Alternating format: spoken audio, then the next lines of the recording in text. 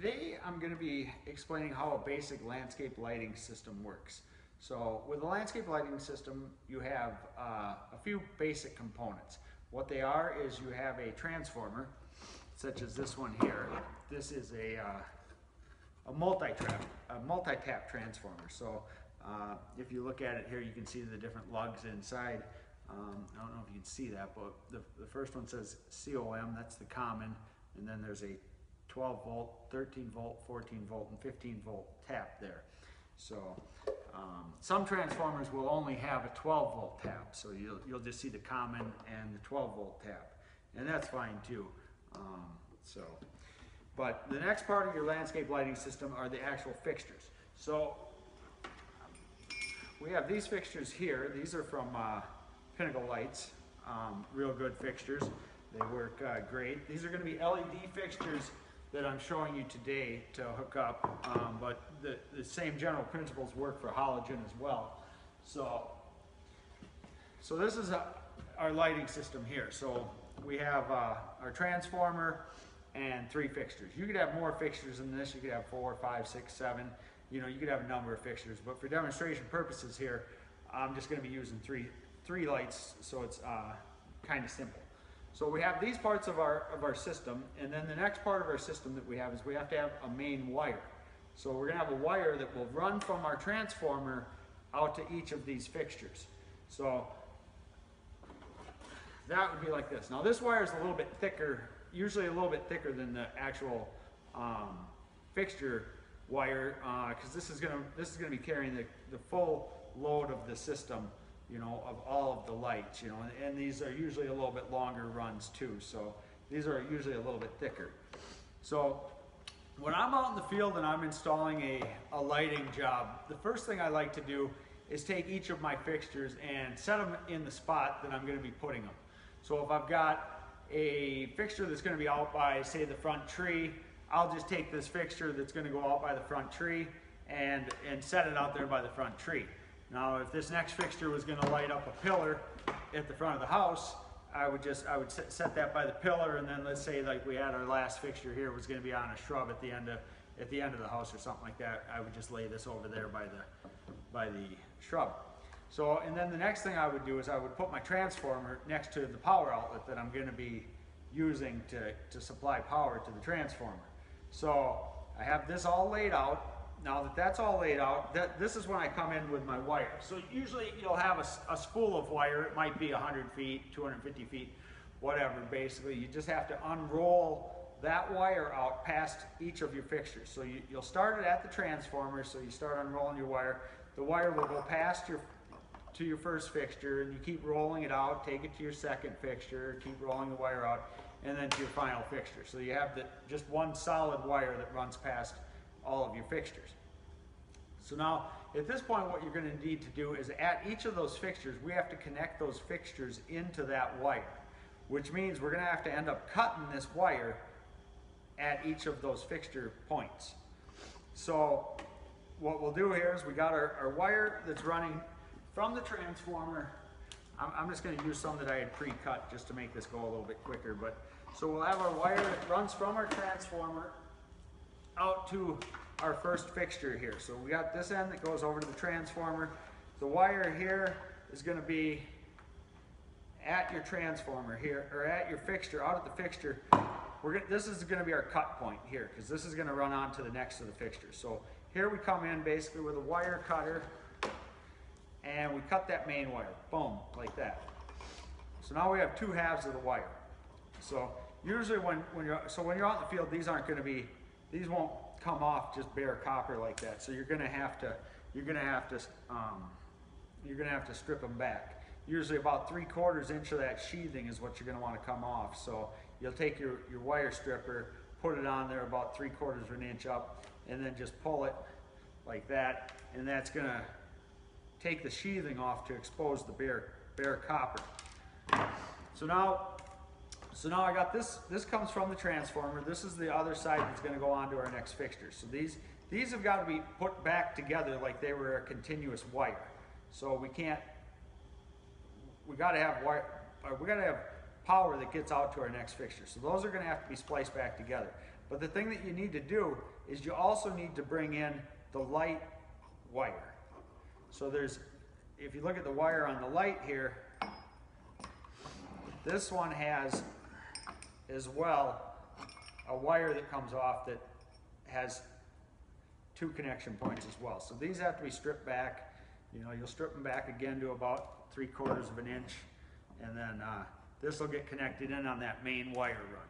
So we take one side here, one of the wires from the fixture goes into that side, and then the line that's going to continue on to the next fixture has to have one of the wires in as well. So you got those 3 wires going in like that. And then we have to take a wire connector and reconnect those wires back together. Now we're left with one side of each of this wire. It has to be put back together so that the power will flow out to the next fixture. And then we have that other wire still coming from the actual fixture that we're hooking up. So that has to go into that too to get power up to that fixture. So again, same thing. We'll take a wire connector and connect these together. Now, with these wire connectors, what we have to use out in the field is we have to use a dielectric grease-filled wire connector, such as this one here. This one's made by Drycon or King. These come pre-filled. They have like a dielectric grease in there that keeps the corrosion and the water out, so that we won't get damage to the wiring system. There's a large percentage of systems, if they do fail, it's almost always at a contact junction point, you know, which means it's either where the wire was put together or maybe up in the socket in the actual fixture, but at some point where some sort of water or corrosion has gotten to the system. So we want to keep water out, and that's why we use these gel-filled wire connectors. I'm just using these quick yellow ones here for the ease of use, just showing you how they go together. These don't have gel in them, but if I was out in the field, I would be using this because I don't want my system to, you know, stop working after 3 or 4 years, coming back and trying to figure out where your electrical short is, or, you know, where things been arcing, and next thing you know, it's not functioning. It's not a fun thing to do. But if you do use a grease-filled wire connector and you make sure that it's all sealed up around the copper, you're not going to have those issues. So your system's going to last a long time. So now, going from this fixture, we have to go to, I'm just putting this back together here, but we have to continue that wire on to the next fixture. So here the wire runs over to our next fixture. This one's the one that was going to be out in front of the house, lighting up the pillar. So we got our wire here. It would be like a continuous wire here, like, and so this is our wire. This is our one that's going to go to our last fixture. But again, at this point in the wire, we come in, we cut this wire like that. Then we have our 2 sides. We got to strip these back so that they've each got their copper exposed. We have to hook this light up. This one, since it's in the line as well, it's going to take this exact same kind of connection. One of the wires from the light, and then one of the wires from each side that was cut goes back together with a wire connector, and then same thing for the other side. So we have 3 wires going into these wire connectors as well. You want to make sure these connections are made good. You know, just while I'm doing this here for the experiment, you know, I'm just kind of just putting them together a little bit. But so that one's all taken care of as well. So we got 3 wires into each of those wire nuts. Now the wire continues and it goes to our last fixture in the line here. At this point, we are only going to have this wire and the wire from that fixture connected, since we're not running on to another point. If we were going to another fixture, we would need to connect wire in here again and move on to the next fixture. But since this is the last fixture on the line, we're ending it here. So we'll have only 2 wires going into each wire connector. So from the light, we got a wire connector like that. And then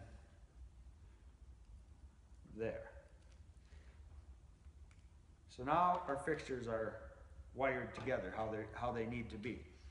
The last thing that we need to do to get this wired up so that it's all ready to be turned on is make the connection in the transformer. Now, if we look at the transformer, like I was saying earlier, we have these different lugs that we can plug into. We got the common 12 volt, 13 volt, 14 volt, and 15 volt. Now, one of these wires there's going to be two copper wires from your main wire that you have. One of these has to go into that COM port. So we take a screwdriver, we loosen up the lug to get that COM port open. We put one of the stripped wires into the COM port and tighten that back down, make sure we got a good connection there. Now the other side, we have one wire left here. Now this wire doesn't matter if it goes into the 12 volt, the 13 volt, the 14, or the 15. Usually we start with the 12 volt, and depending on if you have a voltage meter or anything like that, if you want to test your voltage at the fixture, you can do that as well. But if you just plug it into the 12 volt, it's usually going to work. If your total wire run is less than, say, 100 feet, and you're using 14 gauge wire, and you have, say, 10 fixtures on your wire run that are each taking 4 watts, so you got about 40 watts on it, that's not going to draw that much off, so you're not going to have a lot of voltage loss. So this would work fine for that. So, if you're just running, say, like I said, 10 lights, 4 watts each, you're using 14 gauge wire, and you're less than 100 feet, your system is going to operate fine. So now that this is connected, we have that all connected. The last thing that you would need to do is you'd have to put the actual bulbs into your fixtures. Now, I already got the bulb in this fixture, but what we generally do here is there's a socket inside of this fixture, and we're going to take some dielectric grease and put it over the pinholes inside of that socket, and we'll also take some of this grease and rub it on the actual pins of the bulb, because we want this to be watertight as well. We don't want corrosion getting into these little pins. If that happens and you try to pull your bulb out, they could be rusted on there and you're going to lose a pin, and it's going to make things difficult. But if you put the gel on there, it's going to keep for a nice corrosion resistant connection. You won't get any arcing and stuff like that. So once it's all put on there, put some liberally on there, just take the bulb, push it back into those pins there. That's all set. Take your hood, put it back onto the fixture, tighten that up, and you're all set. So now the bulb is in. All we would have to do at this point for this system to operate would be to plug the transformer in and turn it on, and the system would work great. Like I said, now when you're doing this out at your house and you had laid the fixtures out, these fixtures usually come with about 5 feet of wire or so. So you might just want to leave that on there so that there's some slack, because if you put your fixture, say, 2 feet away from your house, and you have to wait until it gets dark for the system to be able to see how it's gonna look. So it gets dark, you've got your fixture 2 feet away from your house, and you're like, well, okay, so that's really, really bright right there. I want to move it back 4 feet.